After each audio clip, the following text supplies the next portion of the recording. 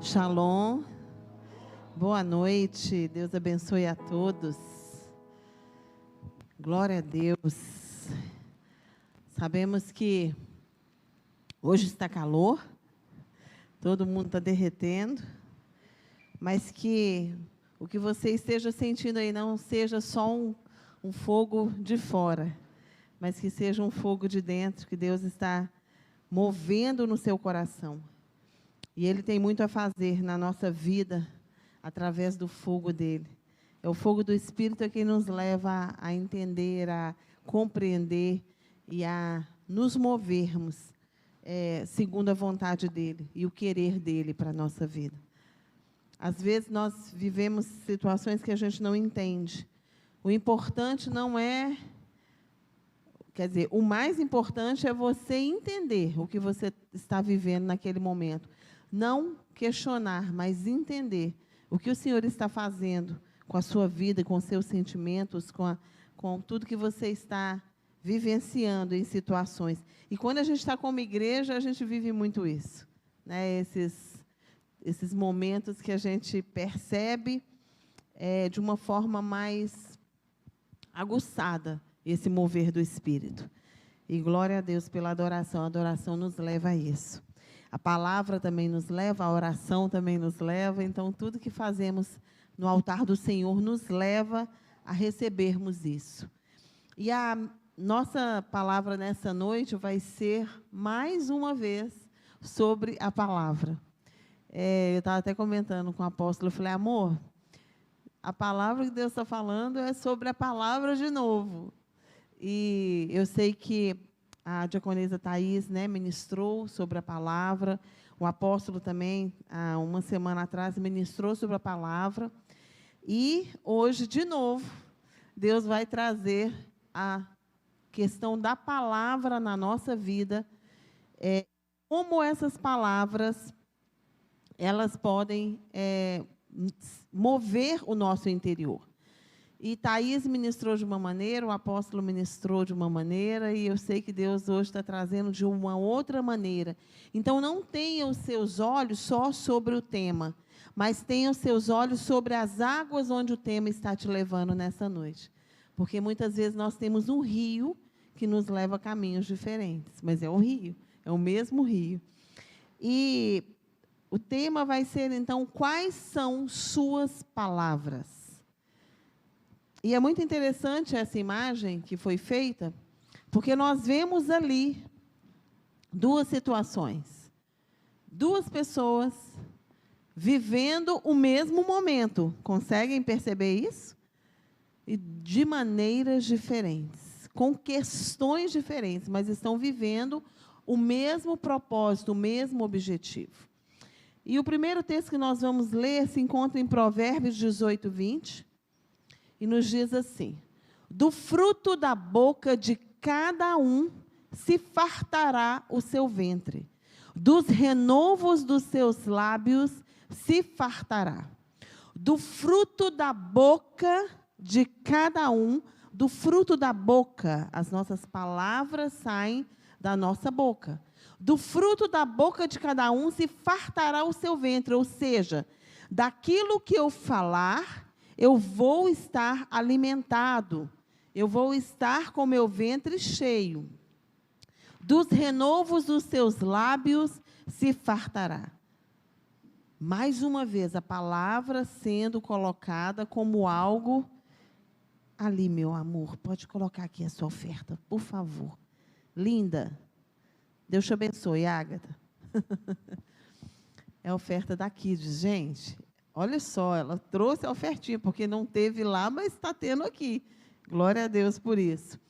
Então, daquilo que nós falamos, é aquilo que nós enchemos o nosso ventre e nós nos alimentamos. E me fala uma coisa, quando você se alimenta de algo bom, você tem dentro do seu ventre algo bom. Mas quando você se alimenta de algo ruim, é o que você tem dentro do seu ventre. E, normalmente, aquilo que não é bom te faz mal. Aquilo que está estragado, aquilo que não está conservado, aquilo que é ruim, te faz mal, te causa mal no seu organismo e muitas vezes te leva até a morte. É esse o contexto que eu quero trazer vocês no entendimento da palavra dessa noite, de quais são suas palavras. Porque na hora que nós somos provados, na hora das nossas lutas, das nossas batalhas, a nossa postura, sim, faz muita diferença. Mas as nossas palavras fazem total diferença. São elas que guiam a nossa conduta. São elas que guiam o nosso pensamento. São elas que guiam o nosso proceder. São as nossas palavras. E as nossas palavras, elas vão nos levar à vitória ou à derrota. Esses são os dois caminhos. Aqueles dois homens da imagem, eles estão correndo rumo a uma disputa, rumo a uma batalha. E o que vai levar esses dois, a diferença desses dois, talvez não esteja no estereótipo, talvez não esteja no externo, mas talvez esteja sobre aquilo que eles estão alimentados. Aquilo que procede do interior deles é que faça a diferença na hora da vitória que eles vão ter ou não, que eles podem também não ter. O inimigo, ele fica o tempo todo ao redor, ao derredor da nossa vida, tentando nos tragar, tentando um espaço de brecha. Se ele está ao derredor e os anjos estão ao redor, ele só consegue chegar quando nós damos espaço, quando existe essa brecha para que eles nos alcancem. Então, o inimigo, ele fica o tempo todo tentando te quebrar essa barreira de proteção.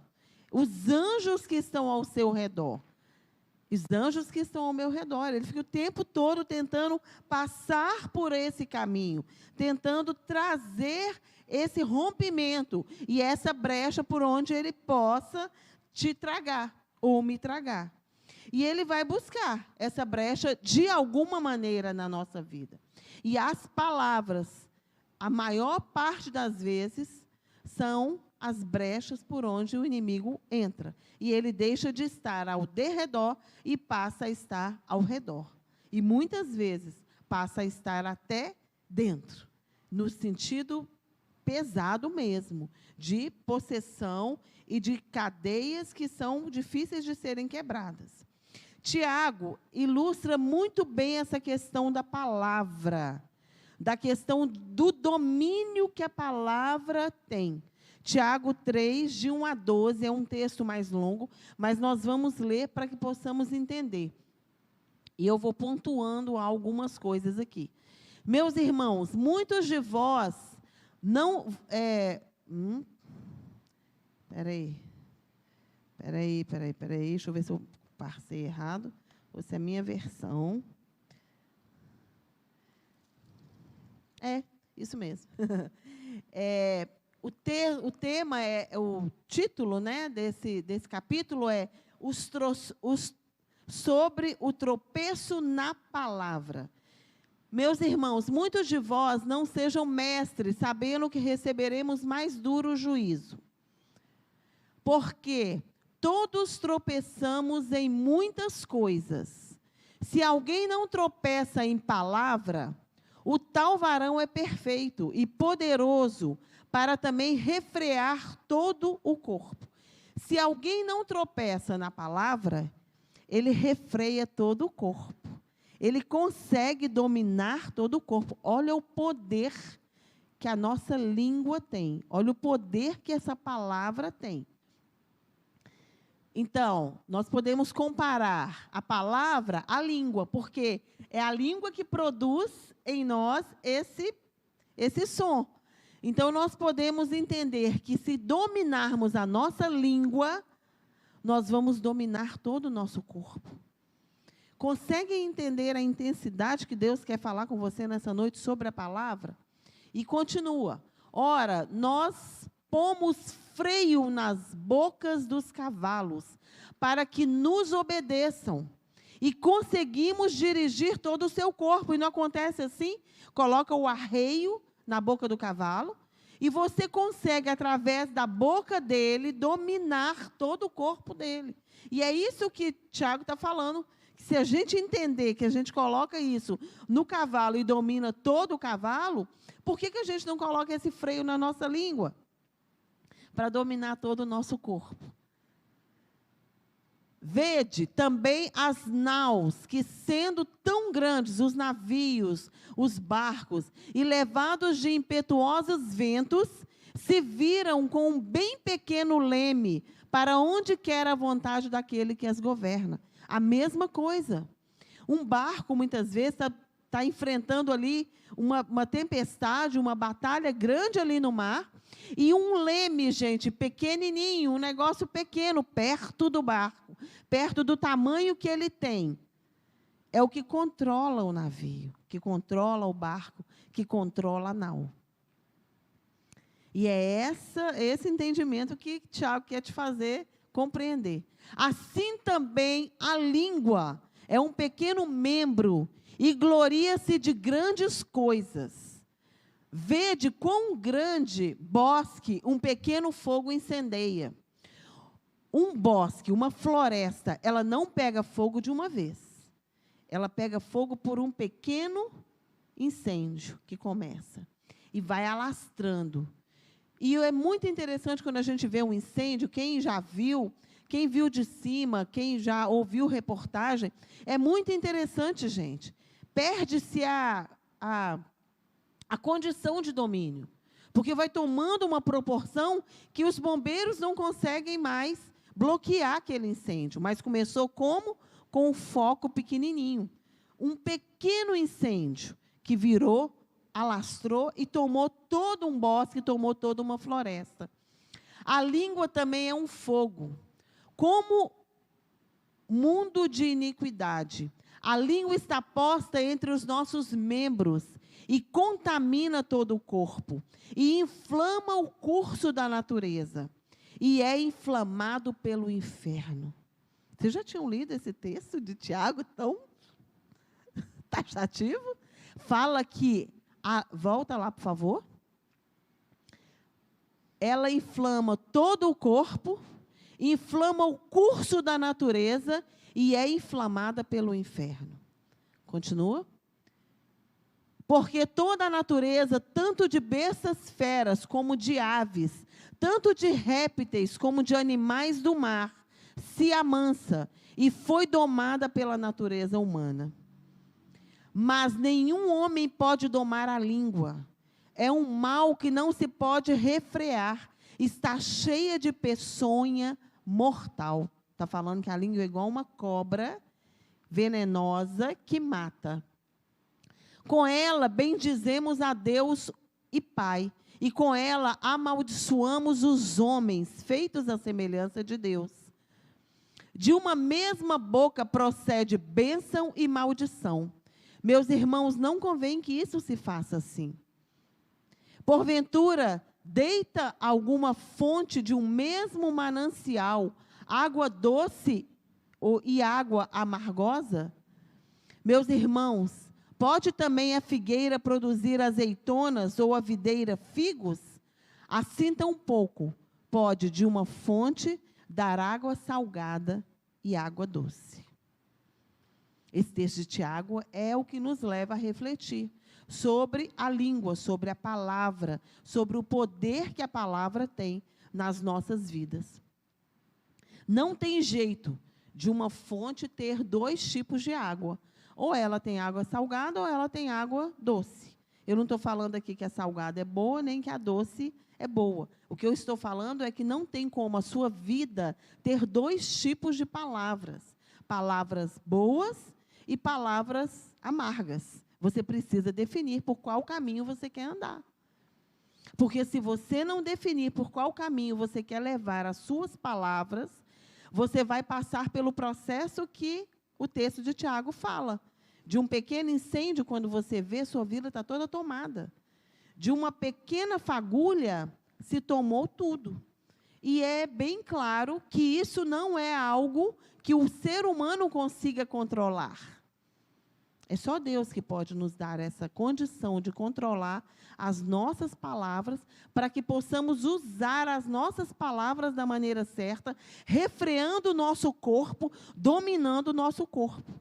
Porque quando você domina a sua palavra, quando você domina a sua língua, em Deus, você está dominando o seu corpo, e você está dizendo para o seu corpo: a carne você não me controla. Carne você não se manifesta. E, como o texto fala, é impossível ao homem conseguir isso. Só Deus pode capacitar-nos. Só Deus pode nos dar capacidade de conseguirmos refrear a nossa língua e refrear as nossas palavras. Só que, como o inimigo fica procurando brecha, como ele fica procurando espaço, nós vemos que grandes homens de Deus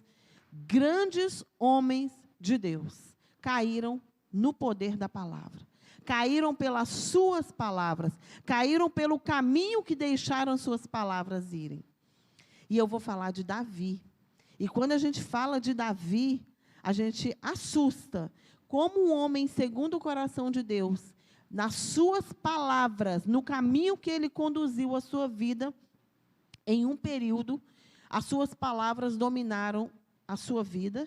E por causa disso, ele teve consequências terríveis e que gerou nas gerações dele situações por causa desse tempo, por causa dessa situação.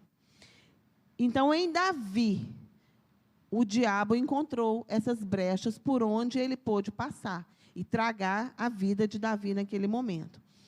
Em Samuel 11, de 1 a 17, também é um texto longo, mas se nós estamos entendendo o contexto, é importante nós lermos todo o texto. 2 Samuel 11, de 1 a 17, conta o momento em que Davi comete adultério e um homicídio. Davi comete adultério e um homicídio por causa das suas palavras. Por causa de como ele conduziu a vida dele com as suas palavras. E aí, o texto nos fala assim: e aconteceu que, tendo decorrido 1 ano no tempo em que os reis saem para a guerra, enviou Davi a Joabe e a seus servos com ele, e a todo Israel, para que destruíssem os filhos de Amon e cercassem Rabá. Porém, Davi ficou em Jerusalém. E aconteceu à hora da tarde que Davi se levantou do seu leito e andava passeando no terraço da casa real. E viu do terraço uma mulher que estava se lavando.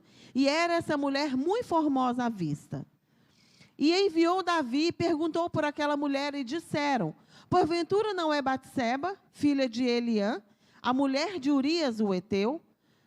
Então enviou Davi mensageiros e a mandou trazer.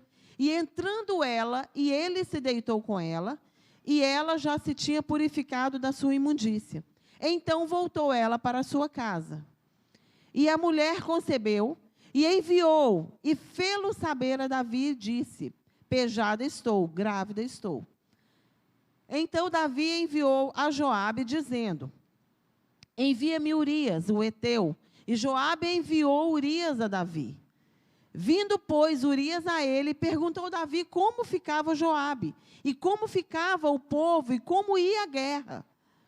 Depois disse Davi a Urias: desce à tua casa e lava os teus pés.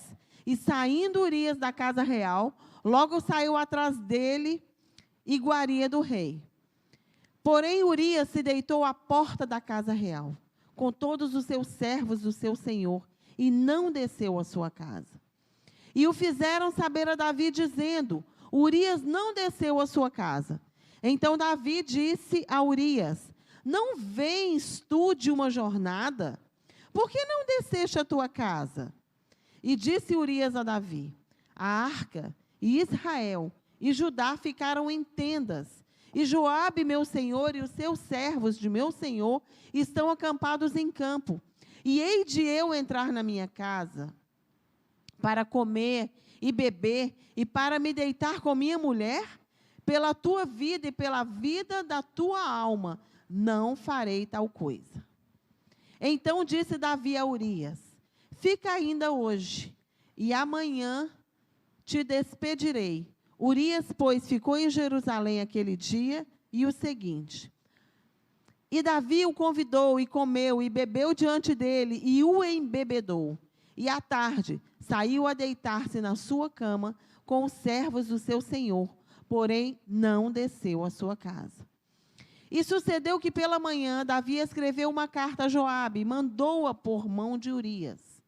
Escreveu na carta dizendo: ponde Urias na frente da maior força da peleja, e retirai-vos de detrás dele, para que seja ferido e morra. Continua. Aconteceu, pois, que tendo Joabe observado bem a cidade, pôs a Urias no lugar onde sabia que havia homens valentes. E saindo os homens da cidade, e pelejando com Joabe, caíram alguns do povo, dos servos de Davi, e morreu também Urias, o heteu. Maldade.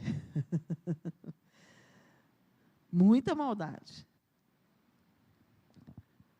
Se você olhar, parece até aqueles filmes que a gente assiste aí, né? Tudo combinado, tudo montado, tudo gerado por um coração que não dominou as suas palavras, que não controlou a sua língua a ponto de dominar o seu corpo.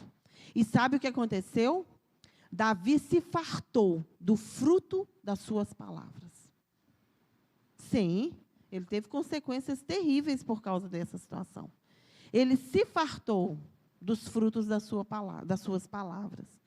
E nós vemos aqui onde que Davi deixou que o inimigo que estava ao derredor passasse ao redor dele. Em que momento Davi teve essas situações, essas palavras que geraram isso? Ele foi gerando as palavras, percebem? Ele foi dando as ordens, ele foi ditando no filme, o roteiro desse filme terrível. Foi o próprio rei Davi que ditou o roteiro desse filme, que passou de um homicídio, passou de um adultério para um homicídio. O diabo maquina.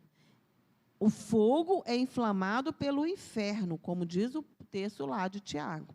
E muitas vezes a gente não entende isso e vai dando corda, e vai dando corda, e vai deixando espaço, e vai falando, não tem problema não. Ou, não, eu só falei uma coisinha assim, eu só coloquei a minha palavra dessa maneira. Ou, não, gente, é uma cordinha que puxa, vem um trator puxado por essa corda. E aí você perde totalmente o controle. No versículo 3, as palavras de Davi foram, nesse texto mesmo, filha do 11. E Davi perguntou por aquela mulher.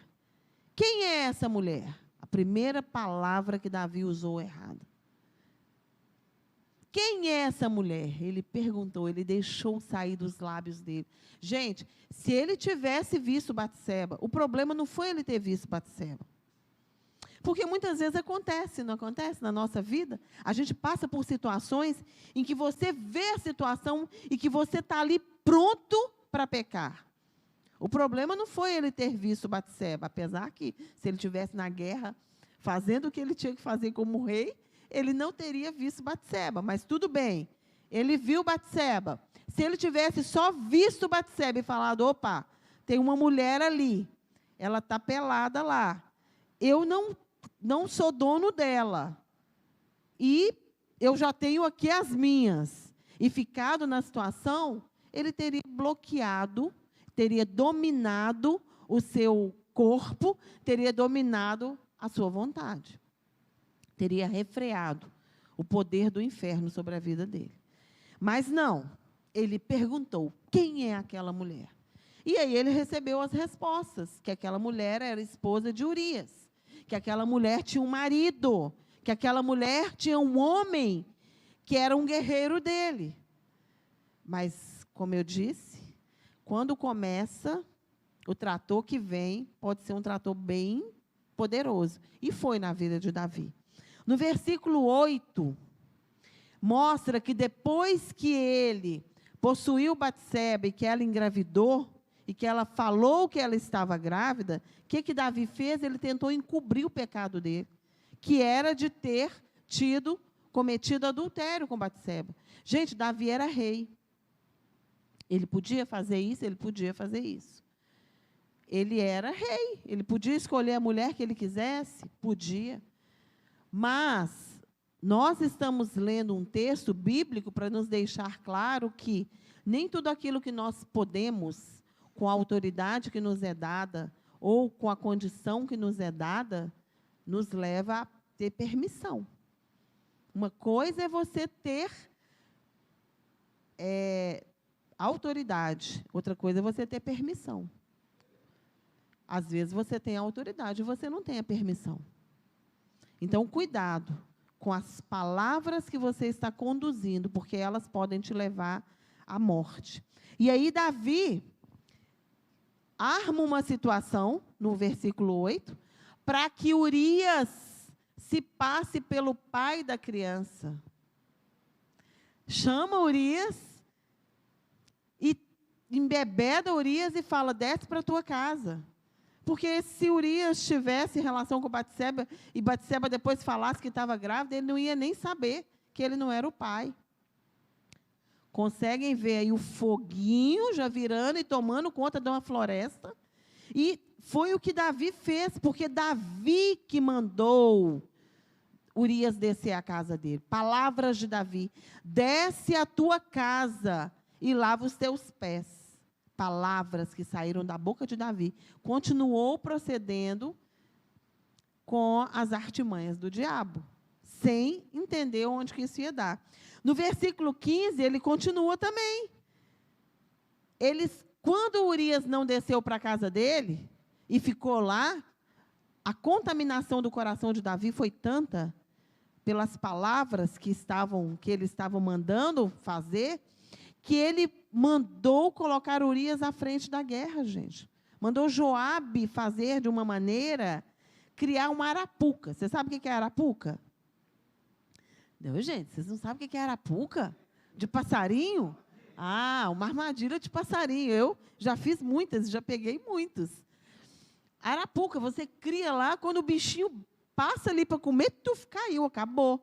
É isso que Davi fez com Urias, armou uma arapuca para que ele estivesse à frente de batalha, e Joabe participou disso. E Joabe colocou Urias à frente de batalha, e um guerreiro morreu. Um guerreiro fiel. Porque olha o que esse homem fez. Ele era fiel. E Davi, por causa do seu pecado, ele permitiu que suas palavras fossem dominando a sua vida, controlando o curso da sua vida. E quando ele viu, já tinha, além do adultério, cometido um homicídio. Então, ele não só pecou, como ele tentou esconder o seu pecado. E como ele não conseguiu esconder o seu pecado, ele foi lá e matou quem podia trazer o seu pecado à tona. Porque Urias podia falar, eu não sou pai dessa criança, eu nem estava em casa. Aí o pecado de Davi viria à tona. Olha onde Davi foi conduzido. Para onde Davi foi conduzido. Palavras que levaram morte. Porque o que Davi se alimentou dessas palavras que ele produziu, porque foi ele que foi falando. Foi ele que perguntou por Batseba. Quem é?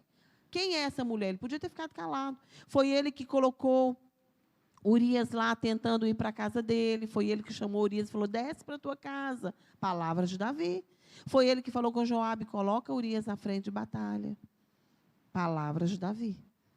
Palavras que nos conduzem ou à morte ou à vida. Só que, como Jesus é a nossa referência de tudo que ele faz, ele faz contrário à carne, tudo que ele fez contrário à carne. Jesus também nos mostra através de palavras que ele teve, através de prova. Davi estava sendo provado? Sim, Davi estava sendo provado na luta dele. Davi estava passando por uma luta, Davi estava passando por uma situação de luta ali, assim como eu e você passamos. Mas Jesus também estava passando. O texto de Mateus nos mostra que em Jesus o diabo não encontrou brechas para poder entrar. Mateus 4, de 1 a 11. Quando foi o texto que Jesus ele é tentado pelo diabo. E ele tem uma postura totalmente diferente da de Davi. Davi foi tentado pelo diabo, Jesus está sendo tentado pelo diabo. Então, foi conduzido Jesus pelo Espírito ao deserto, para ser tentado pelo diabo. E tendo jejuado 40 dias e 40 noites, depois teve fome. Jesus teve fome. Jesus estava ali numa situação de risco. Davi viu a mulher pelada. Davi estava passando uma situação de risco. Jesus teve fome, Jesus estava passando uma situação de risco. Não é diferente. E chegando-se a ele, o tentador disse: se tu és o Filho de Deus, manda que essas pedras se tornem em pães. Ele, porém, respondendo, disse: está escrito, nem só de pão viverá o homem, mas de toda palavra que sai da boca de Deus.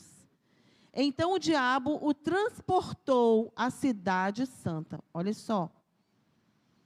Assim como em Davi, que o diabo encontrou brecha e ele entrou, e ele já saiu do derredor e passou para o redor, e ele foi ampliando a situação.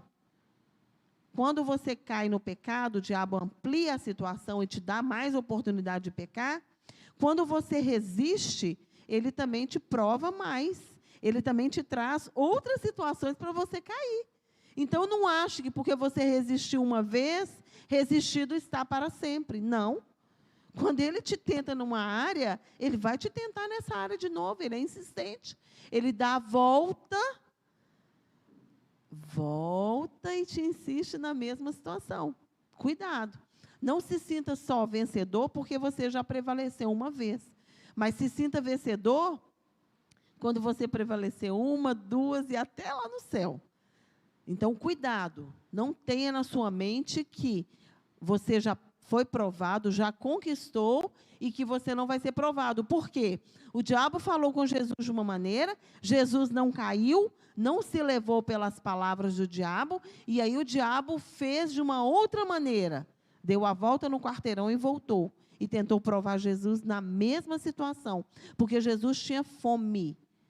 E quando a gente tem fome, a gente está sujeito a ouvir a voz do diabo. Então, o diabo, fome que eu digo no sentido espiritual, você está ali numa situação que a sua carne está sujeita a ser provada e tentada e você sucumbir. Então, o diabo transportou a cidade santa e colocou sobre o pináculo do templo. E disse-lhe: se tu és o Filho de Deus, lança-te daqui abaixo, porque está escrito: aos seus anjos dará ordens a teu respeito, e tomar-te-ão nas mãos, para que nunca tropeces em alguma pedra. Disse-lhe Jesus: também está escrito: não tentarás o Senhor teu Deus. Novamente, a volta no quarteirão, voltou, pegou e foi no mesmo ponto. Novamente o transportou o diabo a um monte muito alto e mostrou-lhe todos os reinos do mundo e a glória deles.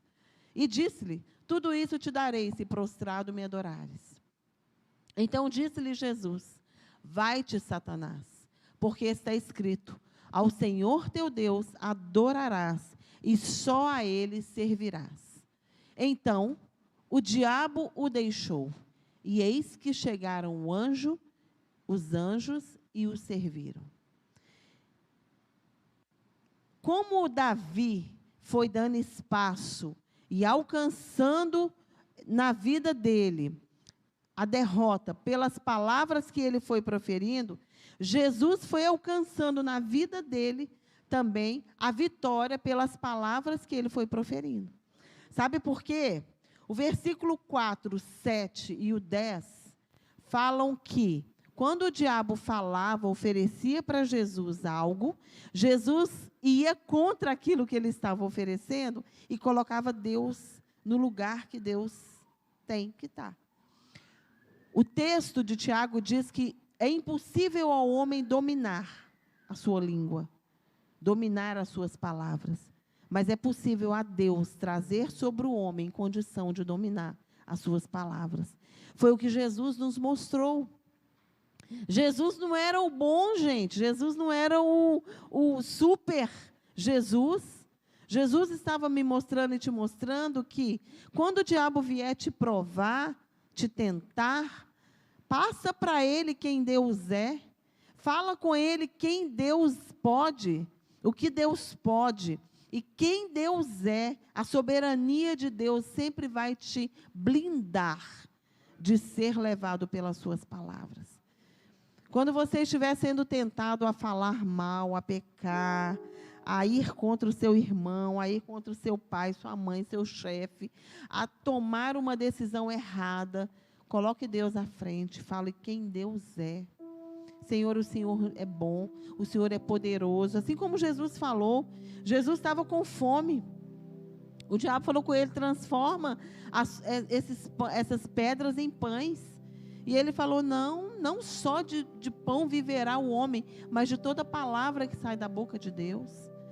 Não vai lá e se lança aqui, não tentarás ao Senhor teu Deus. Ah, mas eu quero te dar todo o reino. Só quem tem poder é Ele. Isso te blinda. Isso coloca um freio espiritual na sua boca e controla a sua língua e te refreia todo o corpo. Isso não está em mim, isso não está em você. Isso está em Deus, isso só pode ser dado por Ele. Por isso que nós precisamos meditar.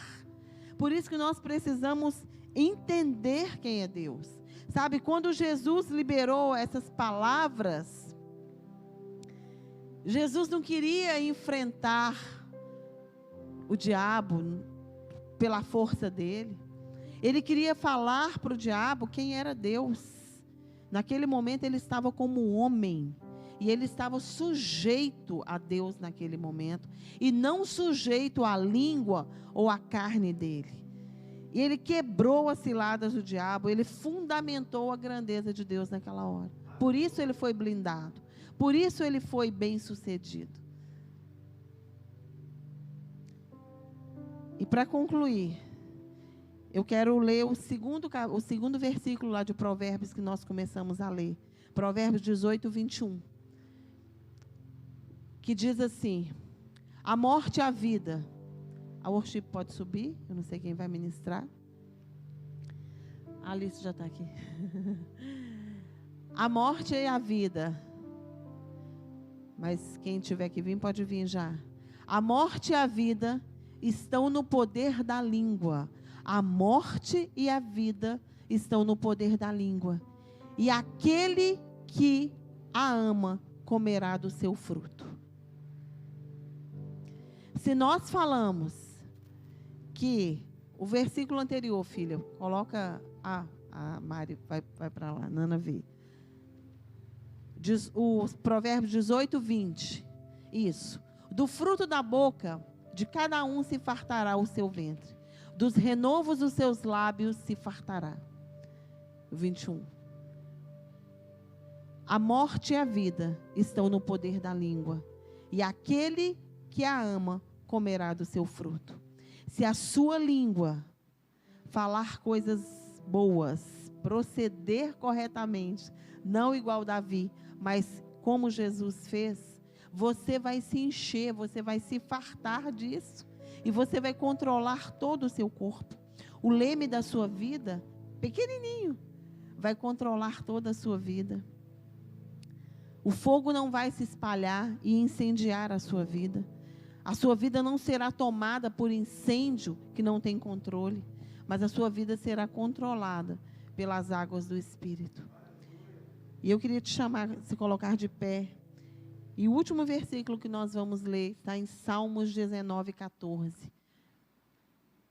E eu queria que nós, como aqueles que entendemos que a palavra tem poder e que as nossas palavras vão fazer diferença na hora das nossas provas, vão conduzir a nossa vida, aqueles que entenderam essa palavra, que leiam esse versículo, que professem esse versículo, que declarem esse versículo como algo que está mudando a sua vida nessa hora. Então vamos ler no 3. 1, 2, 3. Sejam agradáveis as palavras da minha boca e a meditação do meu coração perante a tua face, Senhor, rocha minha e libertador meu. Que as suas palavras, elas sejam a meditação do seu coração, que as suas palavras e a meditação do seu coração, elas estejam sempre diante do Senhor. Elas sempre estejam diante de Deus, para que você não seja como Davi. Naquele momento, Davi podia ter refreado a língua dele e ter conduzido a vida dele por um tempo de paz. Mas por causa das palavras que ele se deixou dominar, por causa daquilo que veio ao coração dele, subiu, e ele deixou aquilo ser controlador da vida dele, ele teve consequências por um bom período da sua vida. E em nome de Jesus, que você esteja consciente de que Deus não tem para você incêndio, que Deus não tem para você tempestades que não podem ser controladas, mas Deus tem para a sua vida tempos de luta, mas passando debaixo da paz, passando debaixo do estabelecimento da presença dEle, da grandeza dEle. Se você tiver fome, fale para o Senhor que você tem fome. Se você estiver sendo provado no seu orgulho, fale para o Senhor que você está sendo provado no seu orgulho. Mas não deixe a sua barriga se encher daquilo que o diabo quer fazer com que ela se encha. Isso só vai te levar para longe dele. Isso só vai te levar para estar distante do propósito dele, para a sua e para a minha vida. Que as nossas palavras, que o meditar do nosso coração, sejam aquilo que reflita a presença de Deus na nossa vida. Em nome de Jesus. Em nome